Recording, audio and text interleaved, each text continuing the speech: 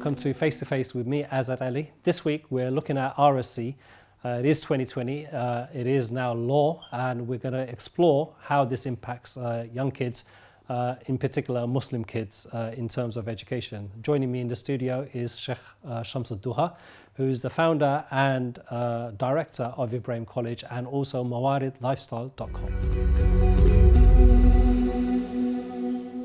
Assalamu alaikum, Shaykh Shams. So today we're going to talk about RSE, religion, relationships, sex and education, right?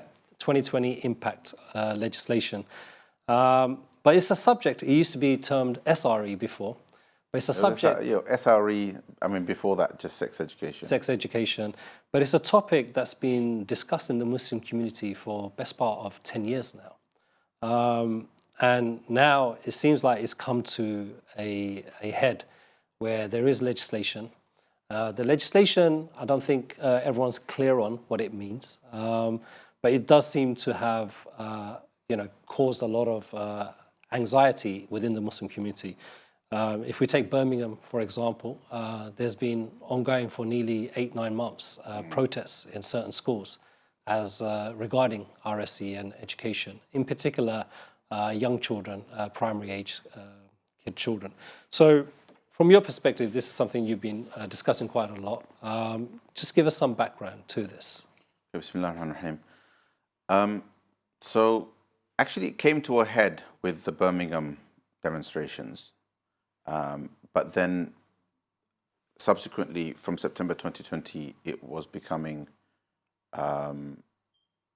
RSE in particular relationships education. So aspects of RSE were becoming compulsory by law in primary schools. What that then created was it created this anxiety within government that now that it's come to a head in Birmingham, what's going to happen everywhere else in reaction to this change. Yeah. So my understanding of it is, and I've been told as well, that basically memos, if you like, went out to local authorities to say, we don't want Birmingham happening elsewhere, so make sure you handle this carefully. So it's compulsory, it will go ahead. But when does it start? 2020. So it started? Yeah, so 2020 is when it will kick off, but councils have since September, councils have started a process of consultation with communities. The way I got involved is the local authority got in contact with community groups, right. In Tower Hamlets. I live in Tower Hamlets, and said, well, we want to talk to you guys about this change, and we were given the impression that they want to take our advice and our thoughts on board, and take the Muslim community perspective on board. Right. That's really how I ended up getting involved. Okay, so it's kind of in train at the moment. Yeah. So it is going to happen, but how it will happen is the question, and what the impact is going to be, and what the opportunities are for us in terms of at least playing a role. I'm not even going to say challenging it or pushing back, but playing, because I think to a large extent, at least from a legislative point of view, it's too late. But there is still a lot that we need to do to make sure that it is, even if we stick to just the letter of the law, that RSE, the way RSE is implemented is to the letter of the law. That means that it's taught age appropriately, it's taught with parental consultation and with full transparency with parents. And number 3, it's taught with regard to, as the law says, with regard to the religious backgrounds of pupils. That will only happen, and I can guarantee this will only happen if there is parental engagement, right? Do you feel, I mean, you mentioned Tower Hamlets, let's use that as an example since your life. That's where I'm active, yeah. Yeah. Do you feel that consultation is happening genuinely, or do you think it's just, because one of the complaints from Birmingham and others is they did try to speak with the school, they wrote to the school, they tried to have consultations and everything else, and the school just took a very strong stance, no, we're just going to do this. Yeah, so that's very interesting, because in Tower Hamlets, the bottom line is they did consult. They did try to engage the community in this consultation process. They reached out to community leaders mosques and so on and said, look, give us some people who we can engage in what they call the steering committee. All right. The problem isn't, I think that's not the question. The question is, what is the nature of that consultation? And it turned out, after we had participated, that the consultation was every conversation, every exchange, it turned out to be a tick box exercise. Right. And I think that's the problem. I think I don't know the exact details of Birmingham, but in Tower Hamlets, things are beginning to come to a head. There's a lot of disappointment with the way in which things have been done, and it isn't because there hasn't been consultation. Quite the opposite. Right.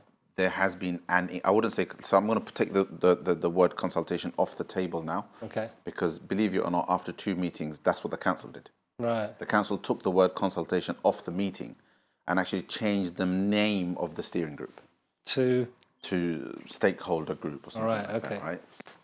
So the next meeting is basically the goalposts have completely changed now. Okay. So it's no longer a consultation. It's now information sharing. All right. Right. Do you feel like the point is how that's happening? Yeah. That's happening is the problem. One of the dangers of what you're saying is that you may be inadvertently acting like a rubber stamping of. Yes. Well, that's one of my greatest concerns. One of my big concerns as a community leader, as an imam, is that I may be being used to rubber stamp something, right? And I have a responsibility, and I think other leaders have a responsibility to alert the community to what's happening. And what is happening is that we're being asked to accept that the law, based on arguments that we don't agree with, that the law should be implemented in a way that goes far beyond the letter of the law, right? Particularly in areas that are controversial and contentious for us. Yeah. From a faith point of view. Yeah. The law and the DfE has tried to balance things by basically taking a position of neutrality and saying, look, the DfE has come out and said on that relationship and sex education has to happen, even things that are really contentious for many religions, things like LGBT teaching, etc. That these things have to happen, that they're strongly encouraged or compulsory, depending on conflicting narratives.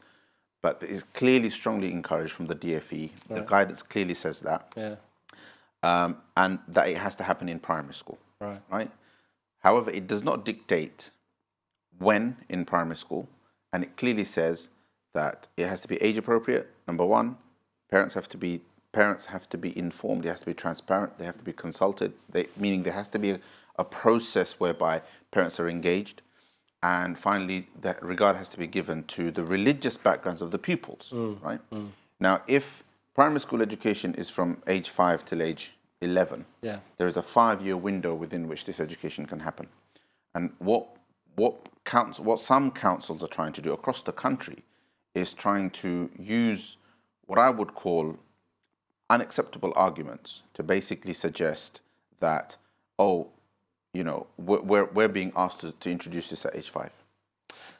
So, I mean, that could be true from the point of view of their reading of the legislation and what they're understanding, because it's primary school, and that's when it does start. But also, do you feel that there's an expectation? Because you use the word consultation, but is it that the legislation or what the guidance the DfE has put out, is it just, it's not consultation, it's more for information, it's more for transparency, Fair enough. it's more to keep you guys informed? We don't have a problem with that, but I think community shouldn't be given the impression that there is a consultation happening and that there will be consultation. But what is clear is that is something that is required by the DfE. Yeah. That the DfE in its guidance has asked for consultation, and it's asked for engagement with parents, and it's asked for regard to be given to the religious background of pupils and to their age. So the question is, there is a responsibility upon councils and schools to be able to evidence that they have done that. Yeah. Right. So my children's school, I would say, well, how can you show in your policy that you have given due regard to the age of my children and to the religious background of my children and to the children of the school, who in the case of my children's primary school is 90% Muslim. Yeah. So how are they answering that question? They're not answering it, and there's no satisfactory answer. So in my direct conversations with senior council officials, on the one hand, there was a vehement kind of insistence that, oh, we know what the Muslim community's sensitivities are. And in the next sentence, there is the insistence that we're going to introduce this at age 5. It's a contradiction. It's completely contradictory. So why would you want to introduce something that is not required by law? That's 100% clear, right? The law doesn't require, the law doesn't dictate at what age things happen. So that is definitely an area in which parents can be engaged and there can be a conversation, right? That conversation isn't happening effectively. And there is and in the absence of that conversation, there is an insistence right from the outset that we're going to introduce things really early. And here, you might want to ask, well, what are these controversial issues? Well, one of the important messages, and now that we're talking on TV, one of the important messages that I've consistently given is that the Muslim community is not against RSE. Right? There are aspects of, in fact, most of relationships and sex education is good. It's a broad curriculum. It's good and it's necessary. So that's the first message. The Muslim community needs to accept that, because sometimes what happens is because of a handful of contentious issues, we've come out against RSE. I don't think that's what's needed. In fact, we need RSE. We need a Muslim community-based RSE, right? Because there are issues to do with puberty, etc., even to do with sex education that we actually should have already been teaching. That's part of the Islamic curriculum, but somehow it hasn't trickled into the community. Yeah. Okay. Let me pause you there, because we are coming up to the break, and I'm going to pick up on this, because I think you're right. When you say RSE, people just see one issue. Well, people just focus on the word sex. Yeah, that's the thing. So it's like sex education, and leave the other bit. And what then happens is that this misunderstanding is used by local authorities and schools to say, actually, the Muslim community or religious communities have these misinformed concerns. Okay. Actually, they have no genuine concern. Yeah. We're going to take a short break. Inshallah, join us after that. Assalamu alaikum.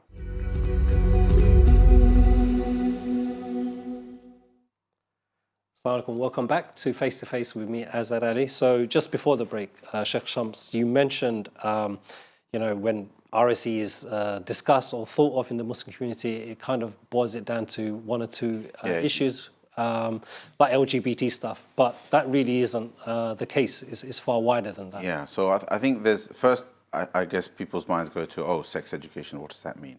You could say that that's badly coined, but because we're a community of modesty and haya and so on, we don't like that kind of phrasing. So our mind goes to that, and then we tend to kind of throw the baby out with the bathwater. But what we need to understand that it's a broader curriculum that's to do with relationships. Now, for example, it includes health education aspect. That health education is a component within it. Then you've got, like particularly in primary schools, you've got internet safety, you've got some aspects of the educations that are designed to protect children from sexual abuse, etc., etc. So a lot of it is important and necessary. As they get older, there are matters of puberty that, let's face it, we'd like to teach based on Islamic teachings, but even some of the most basic teachings at the biological level are not often given to children by parents. So these are things that schools have had to step in, right, because a gap has been left. So we don't have a problem with that. As a Muslim community, I think we support that. That needs to happen. However, I think whatever our feelings are about certain contentious issues, I think the law, for the most part, actually is neutral. It's quite neutral about it. Even the new kind of legislation is quite. It's how it's been interpreted. It's how it's been interpreted and implemented. Right. Yeah. And how those 3 points: age appropriateness, engagement and consultation with parents, and regard to the religious backgrounds of pupils, is how those 3 things are being done together. We're under the kind of heading of equal opportunity. Yeah. I mean, or the Equalities Act. I wouldn't say equal opportunity. The Equalities Act. Yeah, I think. I mean, if you look at the issue, on one hand, you have a lot of Muslims saying, "Oh, my children are being taught things that are un-Islamic, that are not Islamically acceptable, and there's a normalization of that, and I don't want to do that." On the other hand, you have schools or others saying like we need to show due regard and equalities to everyone and humanize people and not foment hatred and things like that, create bogeymen and things like that. So you have these kind of two like almost polar opposites. What's the middle ground then? Well, the Muslim community has to recognize, and this is a broader point, and it's really important, they have to recognize that society is changing. The pace of change is so dramatic that even government legislation can't keep up. So changes are happening. They have always been happening, right? Society is nothing like how our parents found it and our grandparents found it when they first came to this country, right? So that's the first thing. And we don't know how much more it will change. That means that when things change, when social changes end up impacting legislation, suddenly there's a significant part of our life suddenly changes unexpectedly. But it's only unexpected because of our own lack of awareness, right? Sometimes there are things we could have done in order to impact that piece of legislation or that social change or that legislative change in a way that doesn't in any way infringe upon our rights by lending our voice to the process. But because we don't do that, we end up later on thinking, what happened? How did we end up in this situation? And then we overreact. So this is something that the Muslim community has to deal with and has to figure out how can we make sure that when these changes happen. I mean, just so sorry to interrupt you, but I mean, what you just said there highlights a massive failure on those that would call themselves community leaders. Yeah, absolutely. And organizations that allegedly do speak on behalf of the communities. Well, I'm going to say two things to be fair to them, is that it's a failing on their part, it's a failure of leadership, but it's also a failure for the community as a whole to recognize that the work they do is extremely important. Now, one of the most, and I mean absolutely no offense to anyone by this, but it's just a highlight, just to make a comparison. There are contentious issues in RSE, for example, that are contentious to us, but they are hard-fought rights won by the LGBT community through their various lobbying efforts, right? If you look at their lobbying efforts, groups like Stonewall, right, and the kind of money behind them, and you look at MCB and the money and resources behind them, there's absolutely no comparison, yet both are minority groups. Now, this is not a comparison that I'm not trying to in any way paint Stonewall in any particular light. It's just a highlight, just one principal point for the Muslim community. So on the one hand, yes, leadership, etc., but we also have to resource these processes and these organizations, etc., to make sure that they have something of a chance for their voice to be heard, because these things cost money. Lobbying costs money. These things cost money. And frankly, you ask them, MCB or any other Muslim group, any question about something they haven't been able to do, and they'll say, we just don't have the resources. No, I think you're right. I mean, we are we are actually the most generous community in this country. We raise over 100 million. Well, ask to build a £2 million mosque in a local borough. Exactly. Right, you'll get the money. Ask for £1 million for... Not even a million. If you ask for 100,000 to do some political lobbying, people won't see. But I want to say it like that, because that is what's needed. Right? There are communities and organizations are spending tens of millions on these types of efforts. And we don't even want to say $1 million. So why? Okay. I mean, whilst I totally accept that it's argument. A broader point, but it's important. But I think also in terms of understanding. So I know a lot of parents who are very well educated, who I would even dare to say are middle class, if you like. But they also have no. They also think is very politically led campaign by certain schools, certain lobbyists, and everything else to bring the Muslim community up to date, out of the kind of dark ages, and liberalize it. So why do people have that sense? I hope I don't offend anybody, but it's because that as educated as they might be, their relationship with religion is not an educated relationship. It's a cultural relationship. Right.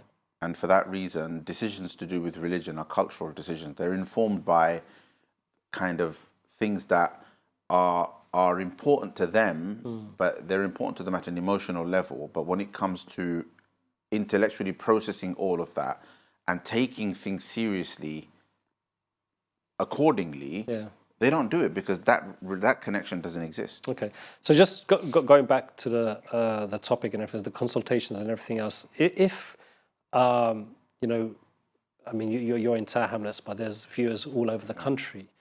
If a parent feels like, you know, that they're not being listened to and everything else, or there is this consultation process, but it's a tick box exercise, is there anything they can really do? Isn't it lump it? Well, I've come across a lot of communities who've reached out to me because I've been active in Tower Hamlets and I've done some public awareness work. And one of the obvious things that's kind of in your face is that a lot of communities, there's no movement at all. So I think communities need to first of all find out, well, what is our borough? Is our local authority consulting? Is there some sort of effort to engage the community? What is the local authority's advice to schools? Because it's clear that local authorities have been asked to advise schools on the issue. Right? So what is the local authority's advice? Somebody from the Muslim community has to ask that question. Muslim communities have to kind of engage their leaders and say, go and engage the local authority on this point. Eventually the issue, I reckon around April, the issue will, whatever policies local authorities are considering, and this is the question of timeline, whatever the policies they're considering and drafting will come into effect in April. Right? After that, the whole issue ends up with the schools. Right? Most of the government legislation, government guidance is directed to the schools, and then schools will decide. And depending on the nature of the relationship between schools and local authorities, schools will either feel obligated to follow the local authority guidance, or they won't because of the dynamic of their relationship with parents. Local, yeah. Right? So I mean, where parents come in. They can go in and say, well, now you go to the school and you say, well, what's going on? What's your policy? Just, I mean, we are coming to an end of the program. Just, okay, so, you know, parents find out there's consultation and everything happening. If parents still feel, you know, it's being implemented and they're not happy with their child, 5-year-old or 6-year-old being in these kind of classes, can they withdraw their kids? Well, before we finish, I want to mention 2 points, right? One is, what are the areas of concern? So number one is that schools are being strongly urged to introduce LGBT teaching to children in primary schools. And most schools have already introduced it. This is another important point, that it's the only thing that's happening now is what was optional before is now becoming compulsory. While it was optional, if you didn't engage as a parent, if the community didn't But can they take their kids out? Right. Now that it's compulsory? They can take their kids out from the non-compulsory parts, not from the compulsory parts anymore. This is a big change. Right? So there is the right to withdraw, but not from the compulsory parts. Right. And just to be clear, the teaching LGBT relationship is compulsory. There's teaching of private parts, how they teach it. There's good reason for that, but it's to do with how it's being taught. There's bringing in people from outside consultants and outside people to introduce certain controversial things like LGBT education and so on. All of these so like stories of transgender people coming in, etc. So from a Muslim community point of view, we would be okay with perhaps children being taught LGBT as a matter of equalities, but not being promoted. Right. So if people wanted to get more information about this, where would they be able to get some? Well, until some sort of organized platform emerges, they can just follow what I've been doing on mawaridlifestyle.com. So I have some articles, videos, etc. on there, inshallah. Jazakallah khair. That's all we do have time for this week. Hope you enjoyed the show. Tune in next week for another face-to-face with me.